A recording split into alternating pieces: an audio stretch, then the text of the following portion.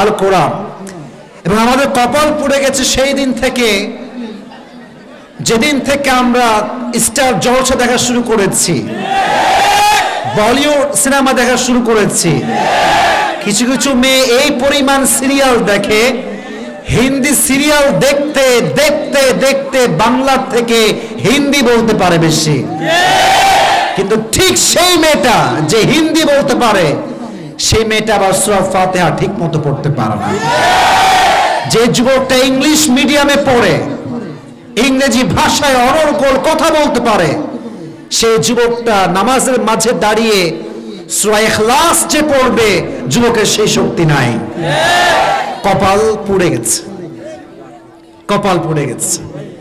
বেটা যুবকেরা, তুমি ইংরেজিকে বেশি গুরুত্বপূর্ণ মনে করলা? কবরে যাওয়ার পরে যে ভাষাটা ব্যবহার হবে, সেই ভাষার নামটা কি? কবরের প্রথম প্রশ্ন হবে মান রাব্বুক, হু ইজ ইউর লর্ড, তোমার প্রভুকে বলো তো তিনি কে?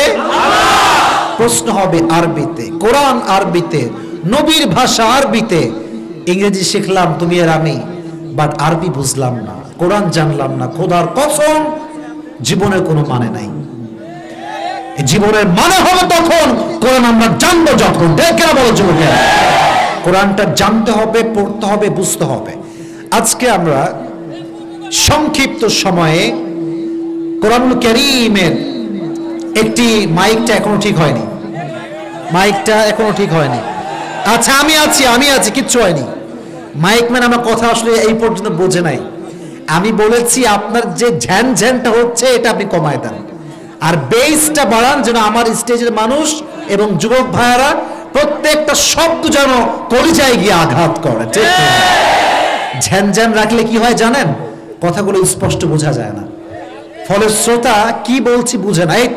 এই তো ঠিক আছে, সাউন্ড ঠিক আছে, জাস্ট বেস, এই দুই পাশের যেই মাইক আছে বক্স, একটু বেস বাড়াবেন, তাহলেই হবে যে কথা আমার কানে বারবার এসে বাজে। আচ্ছা যুবকেরা শোনো, এই মাঝখানে মানে একটা মেয়ে চিল্লায় উঠছে নাকি এই পাশ থেকে? বোনেরা আমার প্লিজ, আপনাদের নামে আমার অনেক কমপ্লেইন আছে আমার ফেসবুকে, মেসেঞ্জারে। কমপ্লেইন নাম্বার 1, মেয়েরা মাহফিলে এসে ওয়াজ শুনে কম, ফেসবুক চালায় বেশি। এই কমপ্লেইন, এটা আমার ফেসবুকে আছে যে এক, ফেসবুক চালায় মেয়েরা এই মাহফিলের এই পাশে এসে। 2, মেয়েরা নাকি গল্প করে, কিরে তোর জামাই কেমন আছে, তোর জামা কই থেকে কিনলি, দাম কত, কোন শপিং থেকে কিনছিস না। মাহফিল এটা ফালতু কথার জায়গা নয়, মাহফিল হচ্ছে জীবন পরিবর্তন করার জায়গা। তো বন্ধুকে বলবো, I really respect you from my heart. আমি খুব ভালোবাসি আমার বন্ধুকে, সম্মান করি। প্লিজ মেহেরবানি করে কোনো প্রকার সাউন্ড করা যাবে না। আপনাদের একটা আওয়াজ এখানে ফিতনা তৈরি করতে পারে, ঠিক কিনা? আমার মা বোনদেরকে আল্লাহ সুন্দর করে চুপচাপ হয়ে বসে আলোচনা শোনার তৌফিক দান করুন। সকলে পড়া আমিন। যে সূরা থেকে আমরা আজকে তাফসীর শুনবো, সূরাটার নাম হচ্ছে সূরাতুল মুলক। সূরাটার নাম কি? এই তো আওয়াজ কমে গেল যে, আবার বলেন সূরাতুল মুলক, আরো জোরে সূরাতুল মুলক। এটা হচ্ছে কোরআনুল কারীমের 29 নাম্বার পারার 1 নাম্বার পৃষ্ঠায় অবস্থিত। সূরা সংখ্যা হচ্ছে 67। কত? 67। মাশাআল্লাহ। এই সূরার, আবার কি আওয়াজ করে? জায়গা হচ্ছে না ওখানে? একটু চেপে বসেন প্লিজ, কিন্তু আওয়াজ করবেন না, এইভাবে করলে না ওয়াজ মাহফিল। এই যে একটু, হ্যাঁ বুঝতে পারছি। তোমরা যারা আছো বাচ্চারা একটু এদিকে চাপো, ডানে, একটু ডানে। হ্যাঁ, কারণ যারা বসে আছে তো এদের কাছে পা তোলা যাবে না, একটু। হ্যাঁ মাশাআল্লাহ। এই যুবকেরা আমার দিকে তাকান। আজকের ওয়াজ তাফসীর আমি শুরু করছি, বাট আমি যে পুরস্কার দিই এটা আপনারা জানেন? মাঝে মাঝে পুরস্কার দেই না ওয়াজ মাহফিলে। আজকে উপস্থিতি ভালো লেগেছে, যুবকদের ভালো লাগছে আমার। এটা আমার ওয়ালেট, আমার টাকা বেশি একটা নাই, বাট আছে। যেই যুবক আজকে তাফসীরের মূল কনসেপ্টগুলো আমাকে শেষে গিয়ে বলতে পারবে, তার জন্য আমি আসিফের পক্ষ থেকে আজকে স্পেশাল পুরস্কার থাকবে। রাজি আছেন?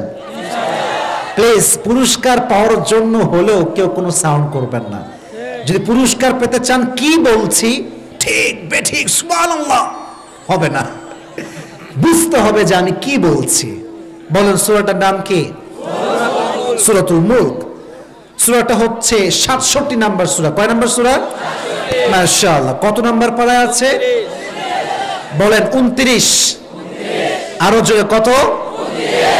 1 নাম্বার পৃষ্ঠায় আছে। 29 পারার 1 নাম্বার পৃষ্ঠা। সূরার নাম হচ্ছে সূরাতুল মুলক। সূরাটা হচ্ছে 67 নাম্বার সূরা। প্রত্যেক সূরাতে আল্লাহ তাআলা দুটি করে পার্ট রেখেছেন, এক হচ্ছে মাদানী আর এক হচ্ছে মাক্কি। সূরা মুলকটা হচ্ছে মাক্কি চ্যাপ্টারের সূরা। সুবহানাল্লাহ পড়লেন না? এই সূরার ফজিলত হচ্ছে অসাধারণ ফজিলত। এখন বাজে রাত 11টা বেজে পার। যখন কেউ ঘুমাতে যাবে, ঘুমানোর আগে কেউ যদি সূরা মুলক পড়ে কিংবা শোনে আর সে রাতে ঘুমানোর মধ্যে যদি তার মৃত্যু হয়ে যায়, তার কবরের সমস্ত আযাবকে আল্লাহ তাআলা মাফ করে দেবেন। মানিআতুম মিন আযাবিল কবর, কবরের সমস্ত আযাব যে সূরা মাফ করবে সেই সূরার নামটা হচ্ছে সূরাতুল মুলক। সুবহানাল্লাহ পড়েন। যারা আজকে এসেছেন কবরে যাওয়া লাগবে না, তাই না? মুরব্বীরা বলেন না কেন যাওয়া লাগবে না? লাগবে না? লাগবে। এমন এক ঘর যে মানুষটা বালিশ ছাড়া ঘুমাতে পারতো না, সে মানুষটা একদিন বালিশহীন মাটিতে শুয়ে থাকবে।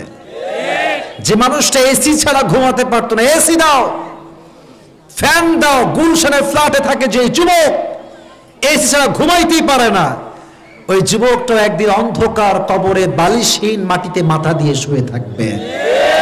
যেই মেয়েটা আজকে রাস্তায় জিন্সের প্যান্ট পরে ঘুরে, টি শার্ট পরে ঘুরে, নিজের ইজ্জতকে বিক্রি করে এবং 14 জন যুবকের চোখ নষ্ট করে ঘুরে বেড়ায়, যে মেয়েটা আজকে লিপস্টিক ছাড়া বের হয় না, শাড়ি ছাড়া, চুড়ি ছাড়া বাহিরে বের হয় না, সেই মেয়েটাও একদিন সাদা কাফনের কাপড়ে প্যাকেট হয়ে কবরের নিচে শুয়ে থাকবে। আহা, এটাই তো সেই কবর। যাইতে চাইলেও যেতে হবে, না চাইলে যেতেই হবে। চান কিংবা না চান আপনাকে পাঠায় দিবে একজন। আওয়াজ দিয়ে বলেন তো তিনি কে? আমি এখন পরে আছি যে ড্রেসটা, এই ড্রেসের কালার কি সাদা না ব্ল্যাক? ব্ল্যাক। যদি আমি আসিফ আজকে যাওয়ার পথে অ্যাক্সিডেন্ট করে শেষ হয়ে যাই, আমার দেহে যে পোশাকটা শোভা পাবে এটা কি ব্ল্যাক হবে না হোয়াইট? হোয়াইট হবে। মরে গেলেই মানুষের সব খেলা শেষ হয়ে যায়, নেতার নেতাগিরি শেষ হয়ে যায়, ক্ষমতাবানের ক্ষমতা শেষ হয়ে যায়। কিন্তু আমাদের দেশে এমন একটা অবস্থা, কিছু কিছু মানুষ সামান্য, আমি সিরাজগঞ্জকে অত ভালোভাবে জানি না, আমি আমার এরিয়ার কথা বলছি। I don't know about anything Sirajganj, আমি আমারটা বলছি। So please don't take it negatively. অনেক মানুষ দেখবেন সামান্য চেয়ারম্যান হয়ে গেলে, মেম্বার হয়ে গেলে তার ক্ষমতার দাপটে পাটার মাটিতে পড়তে চায় না। এবং আমি সরি টু সে দ্যাট, আমাকে বলতে হবে, অনেক মানুষকে আমি দেখেছি আগে ছিল গরিব, সাইকেল চালাতো, আস্তে আস্তে বাইক কিনেছে, আস্তে আস্তে কার কিনেছে। টাকার দাপট এমন একটা ভাব তার ভিতরে, টাকার কি হয়েছে ওদিকে? কিছু হয়নি, কিছু হয়নি, বসেন। এই ছি ছি ছি ছি ছি ছি ছি ছি ছি, এখানে সব শিক্ষিত মানুষের দল এখানে আসছে, এখানে এই কাজ করতে হবে না। বসে বলেন, ছি ছি ছি, বসেন। ওখানে বসে না কেন যুবক ভাইরা? কি হয়েছে? কোন লাইন কাটছে ওখানে? বসেন বসেন। আহা, এই বিশৃঙ্খলা, এই সিরাজগঞ্জের ভাইরা বসেন, সিট ডাউন। আজীব ব্যাপার। বসে বলেন, কেউ কিছু বলেন, এদিকে বসে পড়েন, বসে পড়েন। এইদিকে সবাই হাত তুলে দিয়ে তাকবীর দেন সবাই, শয়তান ঢুকছে মাহফিলে, বুঝতে পারছে। ওদিকে পেছনে ভাইরা খুব বাজে কাজ করছেন আপনারা, এতগুলো মানুষের পরিবেশ নষ্ট করবেন না। তাকবীর দেন, লিল্লাহি তাকবীর, আরো জোর, লিল্লাহি তাকবীর। আল কোরআনের আলো, আল হাদিসের আলো, কোরআন হাদিস যেখানে, আলেম ওলামা যেখানে, আল্লাহ কবুল করুক, পড়া আমিন। কিছু কিছু লোক আছে দেখবেন, এখানে কারো দোষ দিচ্ছি না, যার তাফসীর প্রোগ্রাম শুনতেও চায় না এবং প্রোগ্রাম সুন্দর হয়ে গেলে তারা এটাকে নষ্ট করবার পায়, তারা করে। ওদিকে এত সুন্দর পরিবেশ, দুই একজন লোক কেন উঠে গেল? এখানে কি হয়েছিল? খবরদার কোনো আওয়াজ করবেন না, কেউ ডান বাম হবেন না। এটা কিন্তু খুবই বাজে জিনিস, শয়তানের চাল এইটা, যে প্রোগ্রাম কোনোভাবে বানচাল করে দিবে তারা। মেহেরবানি করে কেউ ডান বাম তাকাবেন না, সোজা আমার চোখে চোখ দেন। তো বলছিলাম মানিয়াতুম মিন আযাবিল কবর, এটা এমন একটা সূরা যে তেলাওয়াত করে ঘুমাবে আল্লাহ তার কবরটাকে জান্নাতের বাগান বানিয়ে দিবে। সুবহানাল্লাহ পড়লেন না? ওয়া শাফাআত লিসাহিবিহা ওয়া খাসামাতান সাহিবিহা হাত্তা ইয়াদখুলাহু আল্লাহু আল জান্নাহ। যে ব্যক্তি সূরা মুলক তেলাওয়াত করে ঘুমাবে, প্রত্যেক দিন যে সূরা মুলক তেলাওয়াত করবে, কিয়ামতের দিন সূরা মুলক তাকে জান্নাতে পাঠাবার জন্য আল্লাহর সঙ্গে ঝগড়া শুরু করবে। হাত্তা ইয়াদখুলাহু আল্লাহু আল জান্নাহ, যতক্ষণ পর্যন্ত সূরা মুলক পড়নেওয়ালা কবরে জান্নাতের বাগান না পাবে, সূরা মুলক আল্লাহর সঙ্গে ঝগড়া করতেই থাকবে। সুবহানাল্লাহ বলেন না? তাহলে দুইটা ফজিলত, যুবক ভাইরা পুরস্কার পাওয়ার জন্য এখনো সময় আছে, কান খাড়া করে শোনো। শেষে গিয়ে এমনি হা করে তাকাতে বা কি বললো হুজুর কিছু তো মানা মনে নাই, এটা যেন না হয়। মাইক ম্যান সাউন্ড আর একটু হালকা বাড়ান। দুইটা ফজিলত, এক, পড়ে ঘুমাইলে কবরের আযাব মাফ করবে একজন, তিনি কে? আল্লাহ। দুই, যে ব্যক্তি সূরা মুলক পড়ে ঘুমাবে কিয়ামতের দিন সূরা মুলক তার পক্ষ হয়ে আল্লাহর সঙ্গে ঝগড়া করবে। সুবহানাল্লাহ পড়েন। এবার আসেন সূরা মুলকের সেন্ট্রাল থিম বা সাবজেক্ট ম্যাটারে আমরা ফোকাস করি। মুলক মানে হচ্ছে ক্ষমতা। মুলক মানে কি? ক্ষমতা। বলেন মুলক মানে কি? ক্ষমতা। মাথায় রাখবেন, সব ক্ষমতার মালিক একজন, তিনি কে? আল্লাহ। এই যে এতগুলো লোক বসে আছেন, মনে হচ্ছে এই শক্তি আমাদের, যদি মাঝখানে সাপ না খালি ব্যাং লাভ দিয়ে উঠলে দেখবেন সব পালাই গেছে। মানুষের ক্ষমতার কোনো দাম নাই। এই যে এত ক্ষমতা, এত দাপট আমাদের মন্ত্রীদের, যখন ডায়রিয়া হয় মন্ত্রী বোঝে ক্ষমতা কারে কয়। ঠিক আছে যুবক ভাইরা? অথবা মনে করে কোন দেশের প্রধানমন্ত্রী, মনে করে আমেরিকার ডোনাল্ড ট্রাম্প, এখন যে আছে তার নাম কি? Joe Biden. খুব ক্ষমতা, পুরো পৃথিবীর ক্ষমতাদের হাতে আছে। চীন, ইন্ডিয়ার প্রধানমন্ত্রী নরেন্দ্র মোদী, যতই ক্ষমতাবান হোক, যদি ওরে একটা রুমে একা রাখা হয় আর জিনিসটা সাপ ঢুকায় দেওয়া হয়, ধরা সাপ হইলেও হবে, ও জায়গায় পেশাব করে দিবে। ঠিক না বলো যুবক ভাই?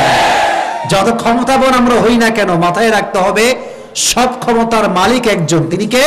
আল্লাহ। আল্লাহ সেটাই বলছেন, তাবারাকাল্লাযী বিয়াদিহিল মুলক ওয়া হুয়া আলা কুল্লি শাইইন Kadir. All the praise to our Lord who has all the powers in his hand and he is capable to do anything in the world and the next. আল্লাহ বলছে সব ক্ষমতার উৎস আমার হাতে, আমি যা চাই তাই করতে পারি, তিনি কে? আল্লাহ। এবার আসেন সূরা মুলকের দুটি বিষয় বুঝবেন, এক হচ্ছে আল্লাহর ক্ষমতা, দুই হচ্ছে এই সূরা মুলকে আল্লাহ তাআলা নাস্তিকদেরকে ডোজ দিয়েছেন। নাস্তিক আমাদের দেশ সহ ভারত দেশে, পাকিস্তানে আছে না নাই? গত কয়েকদিন আগের কথা, মাসখানিক হয়ে যাবে, একজন নাস্তিক বলেছিল আমার নবী নাকি নারী লোভী। শুনি নাই? নাউজুবিল্লাহ তো শুনি নাই। সিরাজগঞ্জের ভাইরা মন খুলে বলেন তো, আমার নবী কি নারী লোভী হতে পারে?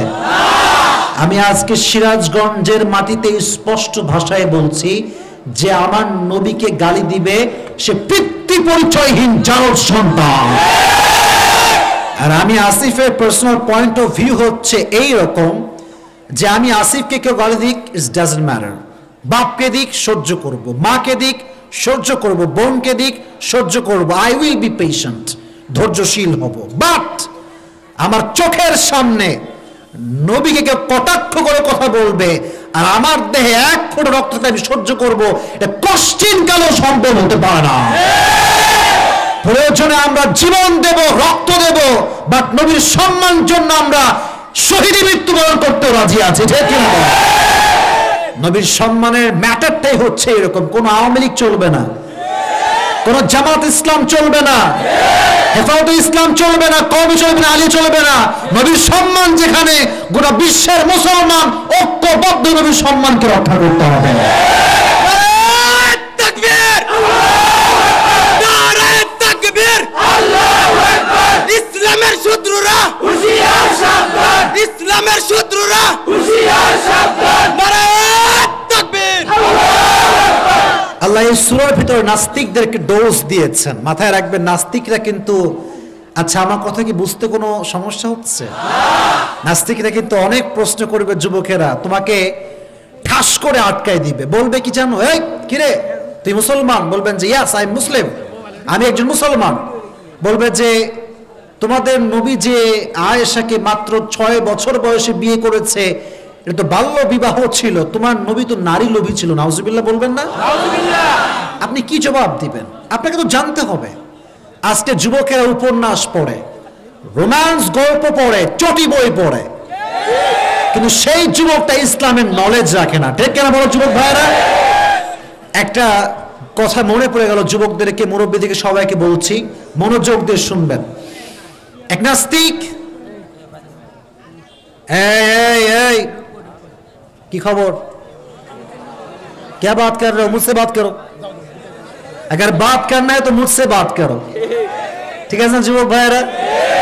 সে এখন গল্প করতেছে কার সাথে জানো? কিছু কিছু বাচ্চা দেখবেন মাহফিলে মোবাইল নিয়ে আসে, ছোট্ট ছোট্ট বাচ্চা। আমার সঙ্গে সাথে বাচ্চা দেখা, 5 বছরের বাচ্চা হবে, দৌড় দিয়ে আসছে, বলছে আপনি আসিফ হুজুর না? বললাম আরে বাবা আমি তো আসিফ, তুই আমার চিনলি কেমনে? বলে আমি টিকটক চালাই। এই কামাল কি বাত है यार, 5 বছরের বাচ্চা টিকটক চালায়। তাহলে আজ যে বাচ্চা 5 বছরে স্মার্টফোন পেয়ে টিকটক চালায়, আগামী 10 বছর বয়সে পর্নোগ্রাফি দেখতে শুরু করে দিবে। আমাকে বিলিভ করুন, আমি মিথ্যা কথা বলছি না। বাচ্চাদের হাতে ফোন দিবেন না। এরা আজকে কার্টুন দেখবে, কালকে সিনেমা দেখবে, তারপরে অশ্লীল ব্লু ফিল্ম দেখতে শুরু করবে। তো এক নাস্তিক বলছে, মুসলমান ঘরের সন্তান শোনো, আমি 3টা প্রশ্ন করব, যে তুমি জবাব দিতে পারো আমি মুসলমান হয়ে যাব। আমার কথা ভালো করে বুঝবেন। তো 3টা প্রশ্ন কি কি বলো? বলছে, 1 নাম্বার 1 কোয়েশ্চেন, তোমরা যে তোমাদের রবকে বিশ্বাস করো, can you see your God? তুমি কি তোমার রবকে দেখতে পাও? তো মুসলমান বলছে না, আমি তো দেখতে পাই না। So why do you believe on that? তুমি দেখো না মিয়া, বিশ্বাস করো কেন? প্রশ্ন আছে না নাই? ইমানের প্রশ্ন। যুবকেরা মনোযোগ দিয়ে শুনবা। 2 নাম্বার 2 কোয়েশ্চেন, আপনারা জবাব দিবেন, আমি বলি। মানুষ কিসের তৈরি? আপনারা বলেন। মাটির তৈরি। জিন কিংবা শয়তান কিসের তৈরি? আগুনের তৈরি। আর জাহান্নামের যে বস্তু দিয়ে মানুষকে পোড়ানো হবে, শাস্তি দেওয়া হবে, এটার নাম কি? আগুন। নাস্তিক বলছে কিরে, শয়তান আগুনের তৈরি, আবার জাহান্নামের আগুনও আগুন, আগুন দিয়ে আগুনের শাস্তি আল্লাহ কেমনে দিবে? আমাকে জবাব দাও। প্রশ্ন। মুসলমান বলছে তাই তো, কিরে আগুন দিয়ে আগুনের শাস্তি, হাউ কাম ইট পসিবল? এটা কেমনে সম্ভব? আগুন দিয়ে তো আগুনের পোড়ানো যায় না। বলছে বলেন 3 নাম্বার প্রশ্নটা শুনি আবার। বলছে 3 নাম্বার প্রশ্ন হচ্ছে এই, আমরা যদি বিশ্বাস রাখি আল্লাহকে, আমরা মানি এইটা, ভালো মন্দ যা ঘটে কার পক্ষ থেকে ঘটে যুবক ভাইরা? আল্লাহর পক্ষ থেকে ঘটে। তো সে বলছে যদি খারাপও আল্লাহর পক্ষ থেকেই ঘটে, তাহলে জজ কেন, উকিল কেন, আদালত কেন, ব্যারিস্টার কেন, ম্যান সব তো আল্লাহ ঘটাইছে। নাউজুবিল্লাহ পড়লেন না? তো যুবক বলছে ভাই আমি তো পারবো না, আমার কাছে জবাব নাই, হুজুররাই পারবে, হুজুররা পারবে এই উত্তর দিতে। সব হুজুররা আসছে, হুজুররাও পারে না। নাস্তিকের শক্তি বেড়ে গেছে, আরে মুসলমান আমি কেমনে হব? কেউ জবাব দিতে পারলো না আমার কথা। একদিন নাস্তিক রাস্তা দিয়ে হাঁটতেছে, বুঝবেন এ ঘটনা বলতেছি আপনাদেরকে, ঘটনা শুনে মজা দেওয়ার জন্য নয়, ইমানটা শক্ত করবার জন্য বলছি। তো নাস্তিক রাস্তা দিয়ে হাঁটছে, সামনে একটা হুজুর আসছে, আমাদের মতোই একজন হুজুর মনে করেন। আচ্ছা হুজুররা কি কম চালাক না বেশি চালাক? এই কথা বললেন না যে আপনারা সবাই? হুজুরদের মাথায় বুদ্ধি কম না বেশি? তীক্ষ্ণ মেধা বেশিরভাগ হুজুরদের। তো হুজুর বলছে, এই কি খবর? তুমি নাকি বলেছো তোমার প্রশ্নের জবাব যেই দিবে তুমি নাকি তার উত্তরে মুসলমান হয়ে যাবে। Is this true man? এটা কি সত্যি নাকি? বলছে yes, this is the truth. আমি যেই পারবে তার কাছে কালেমা পড়বো। বলছে তাই? বলো আমাকে প্রশ্নগুলো কি ছিল তোমার? তো বলছে যে তুমি কি তোমার রবকে দেখো? বলছে না দেখি না। So why do you believe on that? মানো কেন, বিশ্বাস করো কেন? বলছে 2 নাম্বার বলো, প্রশ্ন কি ছিল? বলছে আগুন দিয়ে আগুনের শাস্তি কেমনে হবে? আমাকে জবাব দাও। 3 খারাপ ভালো যদি আল্লাহর পক্ষ থেকেই হয়, তাহলে আদালত কেন, জজ কেন, উকিল কেন?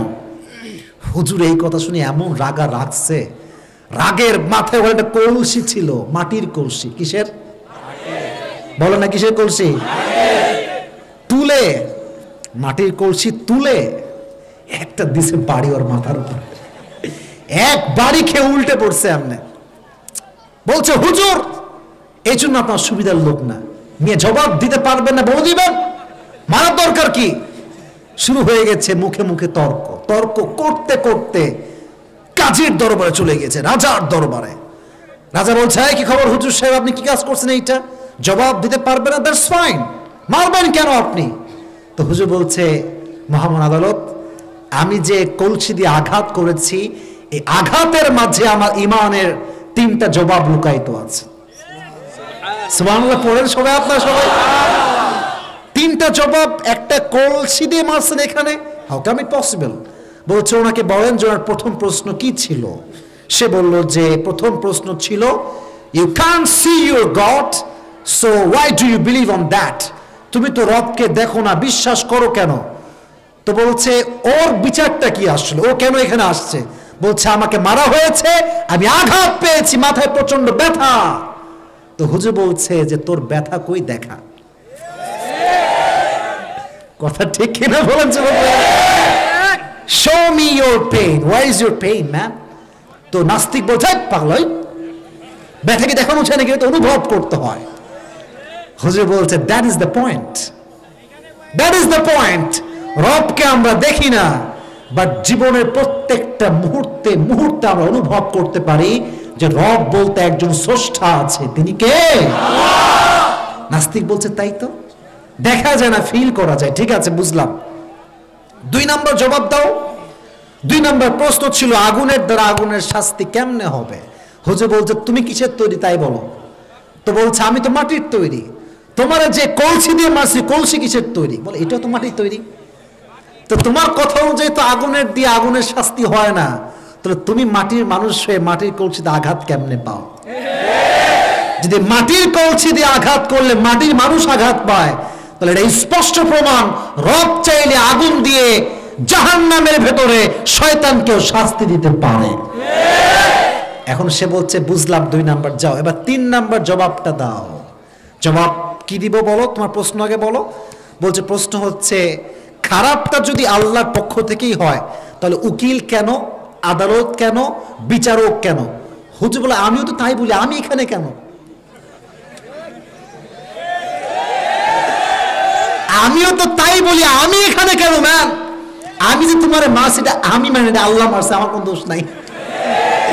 তখন হুজুর বললেন, দেখো, খারাপ মন্দ এটা আল্লাহর পক্ষ থেকে হয়, that's true, but there is a point that you must have to know about ইট।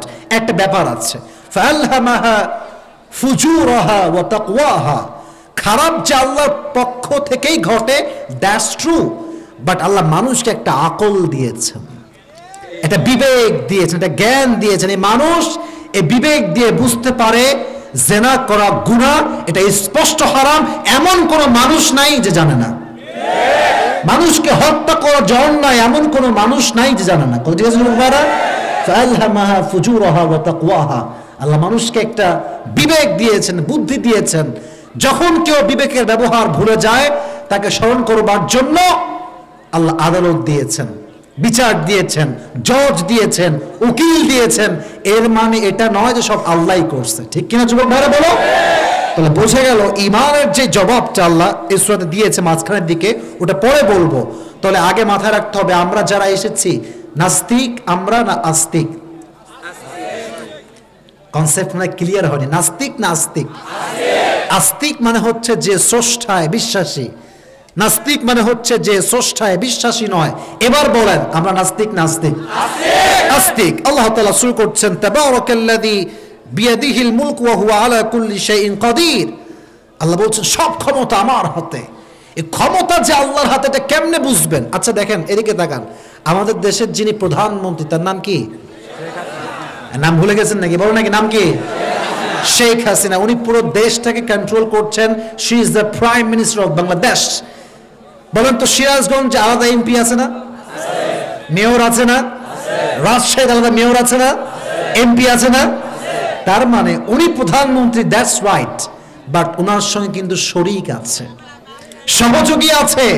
উনি একা দেশ চালান না, আর লক্ষ মানুষ ওনার সঙ্গে দেশটাকে চালায়, ঠিক কিনা বলেন? এবার বলেন, আল্লাহ যে পুরো পৃথিবীটাই কন্ট্রোল করছেন, আল্লাহর সঙ্গে কোনো এমপি আছে, কোন সহযোগী আছে? ওয়ালাম ইয়াকুল্লাহু শারীকুম ফিল মুলক, তিনি একাই চালান, তার কাউকে লাগে না। তিনি কে? আমার একটা বিষয় বুঝবেন, সামনে আসছে জানুয়ারি 7 তারিখ, কি হবে? নির্বাচন। মানে হচ্ছে, রাগ করবেন না, বুঝাবার স্বার্থে বলছি, কোন সরকার বিরোধী কথা এটা নয়। প্রত্যেক দেশের নিয়ম হচ্ছে একটা সার্টেন পিরিয়ড আছে, কোন দেশে 5 বছর, কোন দেশে 7 বছর, কোন দেশে 4 বছর। যখনই নিয়ম শেষ, সময় শেষ, নির্বাচন করো। এই যে আল্লাহ যে উপরে আছেন ক্ষমতায়, তার কোনো কি নির্বাচন আছে? তার কোনো মেয়াদ আছে? মানে ব্যাপারটা কি এরকম নাকি যে আল্লাহ ক্ষমতায় গিয়েছে 10 বছর পরে আরেকজন চেঞ্জ হবে?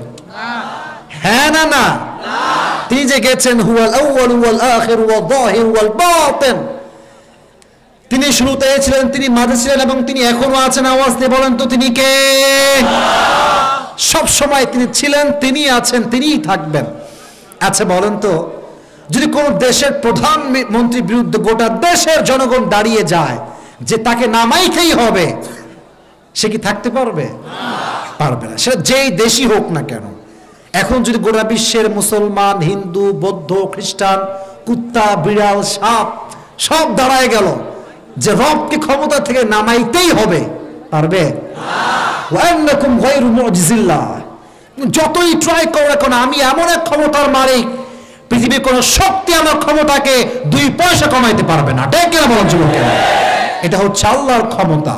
এবার আল্লাহ তাআলা বলছেন, আল্লাযী খালাকাল মাউতা ওয়াল হায়াতা লিয়াবলুয়াকুম আইয়ুকুম আহসানু আমালা। আমার ওয়াজের শেষ আয়াত হচ্ছে এইটা, এবং এটা হচ্ছে সবচেয়ে ফজিলতপূর্ণ আয়াত।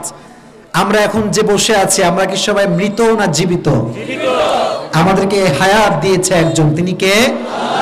আবার একটা নির্ধারিত সময় শেষে মওত আসবে। কুল্লু নাফসিন যায়িকাতুল মওত, everyone has to take the test of death. প্রতিটা মানুষকে আল্লাহ তাআলা মৃত্যুর স্বাদ গ্রহণ করাবে। বাট আল্লাহ যে বললেন মৃত্যু, there are 2 kind of death in the world. পৃথিবীতে মৃত্যু হচ্ছে 2 প্রকার, যুবক, মুরব্বী। সবাই বলেন কয় প্রকার? 2। এক হচ্ছে the death of people those who perform the salah, নামাজি বান্দার মৃত্যু। আর এক হচ্ছে the death of people those who do not perform the salah। আর এক হচ্ছে সেই ব্যক্তির মৃত্যু যে নামাজি নয়। দুইটার মাঝে একটা পার্থক্য আছে না নাই? আছে। এদিকে তাকান, যারা নামাজি বান্দা, তাদের মৃত্যু কেমন হবে? তাদের মৃত্যুর সময় যখন হয়ে যাবে, মালাকুল মউত তাদের চোখের সামনে দাঁড়াবে, সাদা একটা জুব্বা পরে আসবে, ডাক দিয়ে বলবে, ইয়া আইয়াতুহান নাফসুল মুতমাইন্না উখরুজি ইলা মাগফিরাতিল্লাহি ওয়া রিজওয়ানি। ডাক দিয়ে বলবে, হে প্রশান্ত আত্মা, টেনশন নাই, চিন্তা নাই, আল্লাহর জান্নাতের দিকে তুমি বের হয়ে আসো। সুবহানাল্লাহ বলেন। কোনো টেনশন নাই, বের হয়ে আসো আল্লাহর জান্নাতের দিকে। এটা হচ্ছে একটা টিস্যু। এটা কি ভাই? টিস্যু। যখন নামাজি বান্দার মৃত্যু হবে, এদিকে তাকান, আমার চোখে না, এদিকে তাকান, আল্লাহ তার রূহটাকে নেওয়ার জন্য আল্লাহর পক্ষ থেকে একটা রেশমি রুমালের কাপড় জান্নাত থেকে পাঠিয়ে দিবেন। রেশমি রুমালের কাপড়, বিশেষ কাপড়। মালাকুল মউত বলবে, বের হয়ে আসো। যখন বের হবে, তার রূহটাকে কাপড়ে রাখা হবে এমন করে ভাঁজ করে, এবং রূহটাকে নিয়ে মালাকুল মউত ইল্লিয়িন তথা জান্নাতের ঠিকানায় নিয়ে চলে যাবে। সুবহানাল্লাহ পড়েন। নামাজি বান্দার মৃত্যুটাই হবে এমন, সাদা জুব্বা পরে আসবে মালাকুল মউত। আর যে বেনামাজি হবে, তার মৃত্যু হবে বড্ড ভয়ঙ্কর, বড় মারাত্মক হবে তার মৃত্যু। তার সামনে যখন মালাকুল মউত আসবে, তার জমিনে থাকবে পা আর আকাশে থাকবে মাথা, বিশাল লম্বা দেহ। তার দেহের যে রং হবে, এটা হবে নীল কালার। সিরাজগঞ্জের ভাইরা কি কালার? আমার কিন্তু শেষে গিয়ে বলতে হবে কি কালার?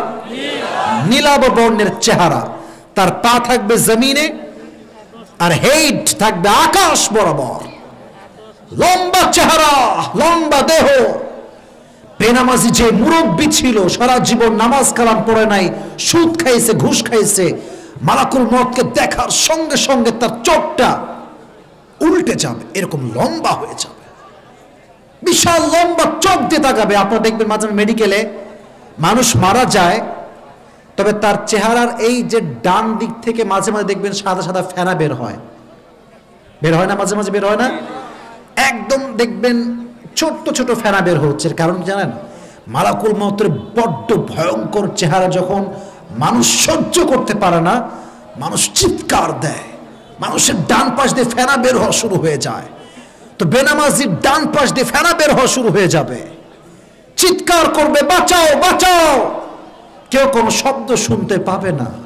মালাকুল মউত বলবে, চুপ, ইয়া আইয়াতুহান নাফসুল খাবিথা উখরুজি ইলা গাযাবিল্লাহ। এই বেনামাজি কোনো শব্দ করবি না, আল্লাহর জাহান্নামের দিকে বের হয়ে আয়, আল্লাহর ক্রোধের দিকে তুই বের হয়ে আয়, তোর সময়টা শেষ হয়ে গিয়েছে। কিন্তু রূহটা বের হতে চাইবে না, এমনে রূহটা ভেতরে থেকে যাবে। মালাকুল মউত হাত দিয়ে ধরবে, এমন একটা থাবা মারবে, রূহ বের করার সময় একটা জীবিত ছাগলকে কেউ যদি যাবেহ না করে তার এই চামড়াটা টেনে হিচড়ে এমনে ছিঁড়ে ফেলে, তার যেই পরিমাণ কষ্ট হয় তার চাইতে কমসে কম 70 গুণ বেশি কষ্ট দিয়ে বেনামাজের রূহটাকে কবজ করা হবে। বলেন নাউজুবিল্লাহ। 70 গুণ বেশি কষ্ট। যদি আমি আপনাদের কাউকে ডাকি, এদিকে আসো, ডাকলাম, ছুরিয়ে যদি আপনার চামড়াগুলো কেটে ফেলি, আপনার কেমন লাগবে একটু ভাবেন তো দেখি। আল্লাহ বলছেন 70 গুণ বেশি কষ্ট হবে।